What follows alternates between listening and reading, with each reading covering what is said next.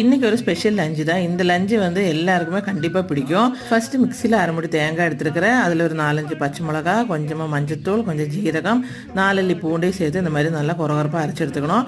இப்போ அது கூட கொஞ்சமாக தண்ணியை சேர்த்து கொஞ்சம் தேங்காயை சேர்த்து இந்த மாதிரி குக்கரில் போட்டு இல்லை ஒரு கலர்னதுக்கப்புறம் உப்பு போட்டு வேக வச்சு மரவள்ளிக்கிழங்கையும் போட்டு நல்லா இந்த மாதிரி மசிச்சு எடுத்துக்கணும்.